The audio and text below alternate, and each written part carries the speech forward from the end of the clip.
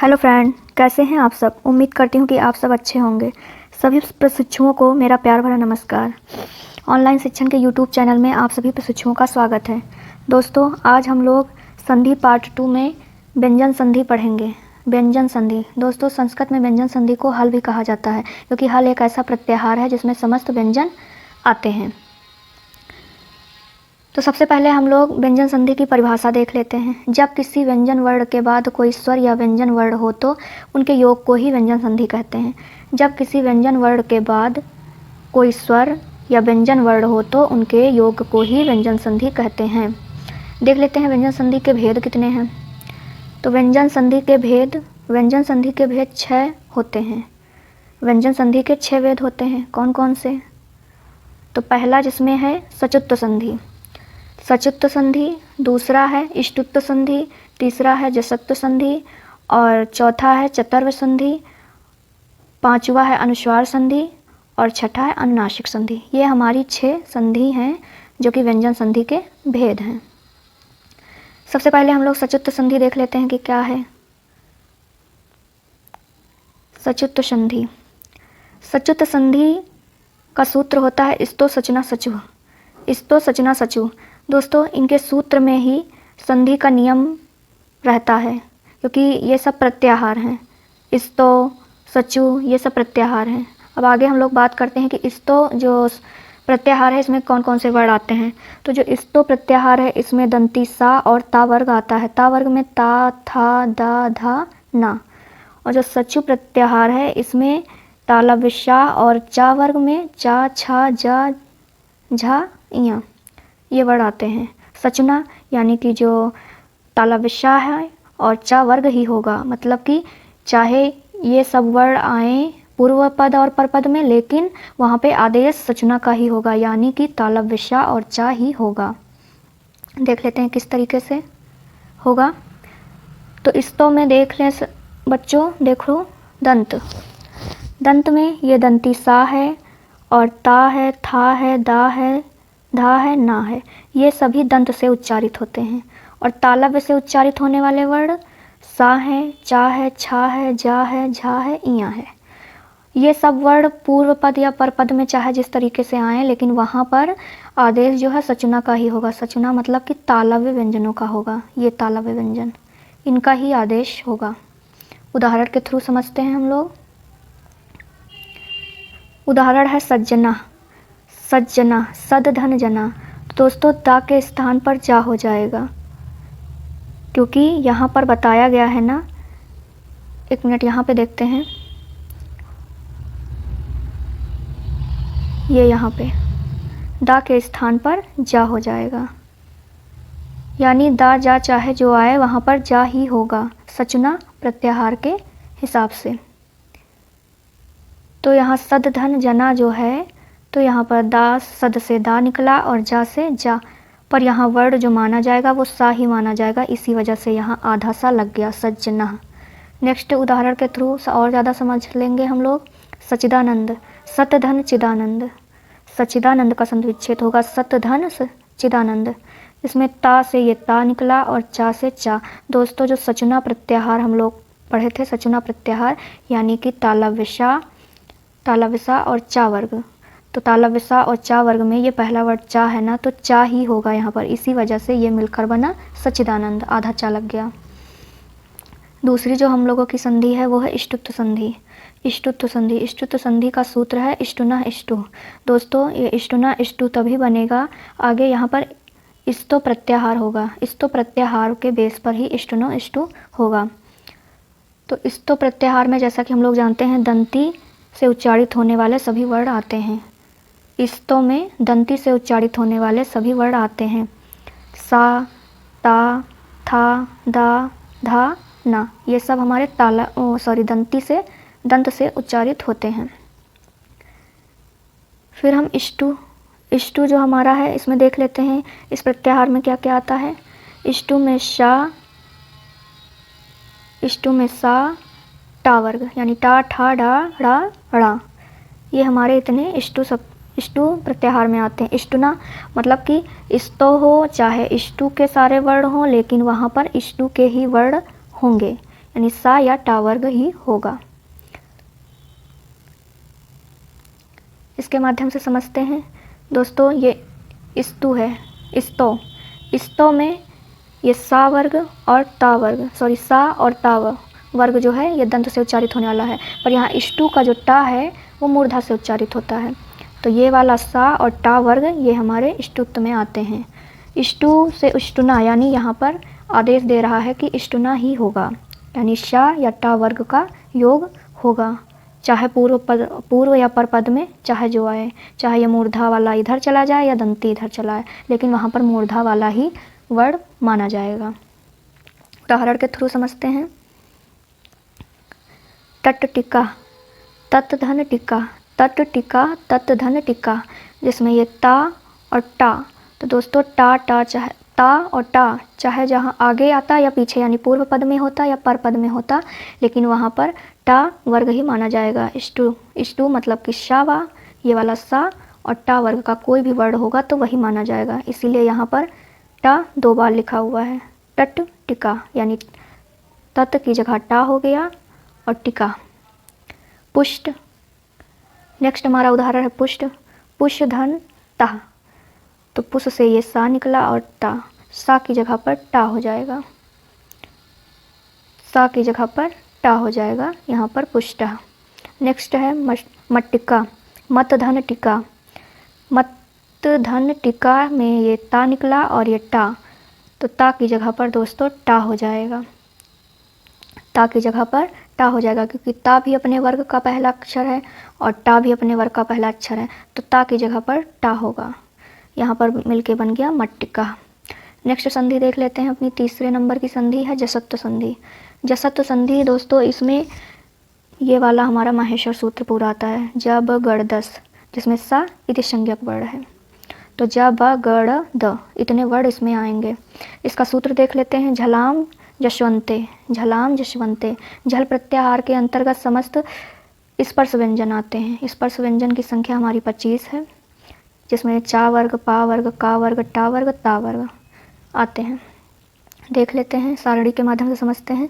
झल प्रत्याहार मतलब स्थानीय है, झल प्रत्याहार में समस्त स्पर्श व्यंजनों का समूह है, तालव्य, ओष्ठ, कंठ, मूर्धा, दंत, और इनकी जगह पर इनका तीसरा जो अक्षर है, ये तीसरा आदेश दे रहा है कि स्थानीय मान पर तीसरा अक्षर ही आदेशित हो रहा है कि तीसरा अक्षर ही लिया जाएगा। इन इतने वर्णों में चाहे जो वर्ण पूर्व पद और पर पद में आ जाए, लेकिन वो तीसरा अक्षर ही अपने वर्ण का माना जाएगा। यहाँ पर गा, ये डा, अंगा और ये दा, इस तरीके से उदाहरण के माध्यम से समझते हैं। इससे पहले जान लेते हैं जसत्व जो संधि है, इसके प्रमुख 2 भाग हैं, पदांत जसत्व संधि, अपदांत जसत्व संधि, ये 2 इसके भाग हैं। देख लेते हैं कि पदांत जसत्व संधि क्या है। पदांत जसत्व संधि जब वर्ग के प्रथम 4 वर्णों के बाद कोई वर्गों का तृतीय चतुर्थ वर्ण या रा लावा में से कोई आए तो पूर्व वर्ण के स्थान पर उसी वर्ण का तृतीय वर्ण हो जाता है।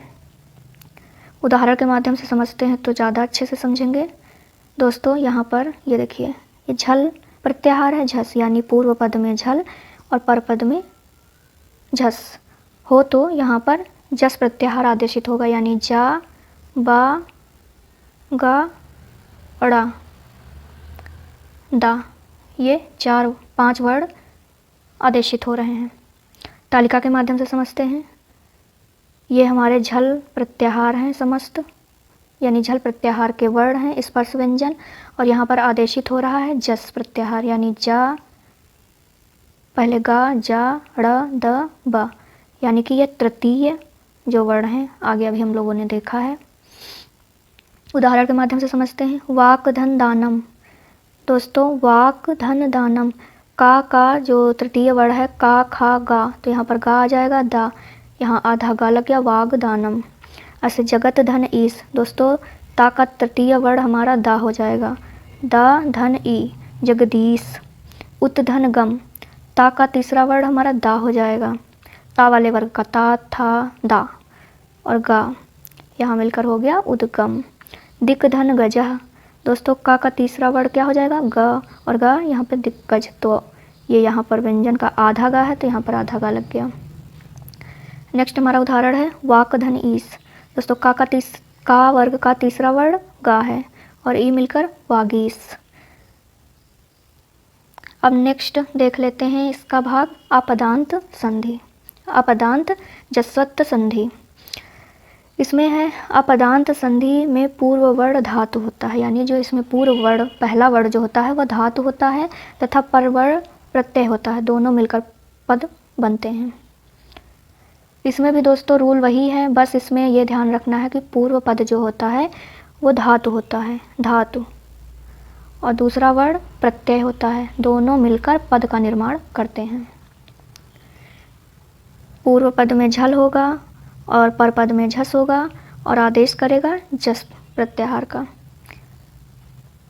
जैसा कि यहाँ पे लिखा है, झल प्रत्याहार में समस्त स्पर्श व्यंजन का समूह होगा, जस प्रत्याहार में ज ब ग ड होगा, आदेशित होगा जस प्रत्याहार। उदाहरण के माध्यम से समझते हैं तो बेहतर समझ पाएंगे। शुद्ध धन धी, दोस्तों ये जो शुद्ध है ये हमारा एक धातु है और धी जो है ये हमारा एक प्रत्यय है, दोनों मिलकर पद का निर्माण करते हैं, यहाँ शुद्धि बनेगा। तो दा और धा यहाँ निकला, इससे दा यानी जो धा है, धा से ये दा बनेगा।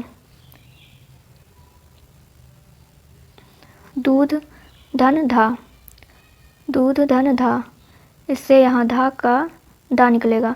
ता था दा धा, यहाँ तीसरा वर्ण होगा धा, ता वाले वर्ण का तीसरा वर्ण यहाँ होगा दा। ता वर्ग का कोई भी वर्ण आए दोस्तों, या ता या का वर्ग, चा वर्ग, टा वर्ग, पा वर्ग का कोई भी वर्ण आए वहाँ पर उसका तृतीय वर्ण ही होगा। ये चीज़ आप लोग ध्यान रखिएगा। ये चीज़ आप लोग जब बनाना जान जाएंगे तो संधि अपने आप आ जाएगी, थोड़ी प्रैक्टिस करने पर ऑटोमेटिक चीज़ें आ जाएंगी। दा धा, ये यहाँ दोस्तों इससे बन गया दुग्ध, दुग्ध। नेक्स्ट देख लेते हैं बुध धन धी। तो यहाँ बुध धन धी जो है, धा का तृतीय वर्ण, ता का तृतीय, धा जिस वर्ण में आता है वो ता वर्ग के वर्ण में आता है, तो उसी का यह तृतीय वर्ण है दा, और धा मिलकर हो गया बुद्धि। नेक्स्ट उदाहरण देखते हैं। लव धन धम, लव धन धम, यहाँ पर इससे बा निकला और ये धा, लब्धम, आधा बा मिलकर यहाँ पर हो गया लब्धम। नेक्स्ट देख लेते हैं युद्ध, युद्ध धन धा, तो ता था दा धा, ये ता वर्ग का दोस्तों है, लेकिन इसका तृतीय वर्ण देखेंगे तो यहाँ दा होगा और ये धा, तो यहाँ मिलकर बन गया युद्ध। नेक्स्ट संधि, चौथे नंबर की जो संधि हमारी है चतुर्व संधि। चतुर्व संधि सूत्र है खरिच। दोस्तों इसको हम लोग खर्चा से याद कर सकते हैं, खर्चा, खर्च। इसमें भी दोस्तों पहले पूर्व पद में झल के समस्त वर्ण होंगे, यानी समस्त स्पर्श व्यंजन झल प्रत्याहार के वर्ण होंगे, और यहाँ पर जो आदेशित तो होगा वो चर प्रत्याहार का होगा, यानी का, चा, का वर्ग, चा वर्ग, टा वर्ग, ता वर्ग, पा वर्ग। चर में समस्त पांचों वर्ण के वर्ग आते हैं, ये पांचों जो वर्ण हैं इनके वर्ग आते हैं, यानी का वर्ग, चा वर्ग, टा वर्ग, ता वर्ग, पा वर्ग। का वर्ग हमारा दोस्तों कंठ से उच्चारित होता है, चा वर्ग तालव्य से, टा वर्ग मूर्धा से, ता वर्ग दंती से, पा वर्ग ओष्ठ से। परिभाषा देख लेते हैं चतुर्व संधि की। खर प्रत्याहार के पहले यदि छल प्रत्याहार हो तो पहले वर्ण के स्थान पर उसी वर्ग का प्रथम वर्ण हो जाता है। जैसा कि दोस्तों अभी हम लोग तालिका के माध्यम से समझे हैं कि यहाँ पे चाहे जितने झल प्रत्याहार के चाहे जितने वर्ण हों उसका प्रथम वर्ण ही आदेशित होगा, जैसे कि ये ता, पा, चाहे जो वर्ण हो। उदाहरण के माध्यम से समझते हैं तो बेहतर समझेंगे। पहला उदाहरण है हमारा सतधन पात्रम। सतधन पात्रम दोस्तों ये दा हमारा ता वर्ग का है, जिसमें ता पहला वर्ण है हमारे ता वर्ग का, तो यहाँ पर ता आ गया सतधन पात्रम। यहाँ पर आधा ता, कि ये आधा व्यंजन है तो यहाँ पर आधा ता लग गया सत पात्रम। नेक्स्ट है दिग धन पाल। दिग धन पाल दोस्तों, दिग धन पाल यहाँ पर ये ता आ गया, दित धन पाल दित्पाल, सद धन कारा सत्कारा सत्कार, भेद धन तुम भेद धन तुम भेद धन तुम भेद तुम। नेक्स्ट संधि देख लेते हैं दोस्तों, अनुसार संधि, अनुस्वार संधि। अनुसार संधि देख लेते हैं, 5 नंबर की जो हमारी संधि है अनुस्वार संधि। सूत्र है मोंगनुस्वारः मोंगनुस्वारः।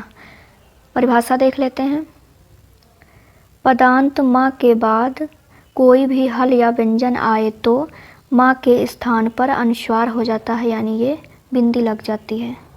पदांत माँ के बाद कोई भी हल या व्यंजन आए तो माँ के स्थान पर अनुस्वार हो जाता है। इस तालिका के माध्यम से समझते हैं, पूर्व वर्ण मकार होगा, पर वर्ण में हल यानी कोई भी व्यंजन होगा और संधि वर्ण जो होगा वो अनुस्वार का चिन्ह लग जाएगा। यहाँ उदाहरण के माध्यम से और बेहतर समझेंगे। हरिम धन बंदे, दोस्तों यहाँ माँ की जगह अनुस्वार लग गया, हरिम बंदे। त्वम धन करोषि, माँ की जगह पर अनुस्वार लग गया, त्वम धन करोषि। त्वम धन करोषि का त्वम करोषि हो गया। रामम धन भजामि, दोस्तों यहाँ माँ की जगह पर अनुस्वार लग गया, रामम भजामि। नेक्स्ट सब आज की लास्ट संधि देख लेते हैं, अनुनासिक संधि।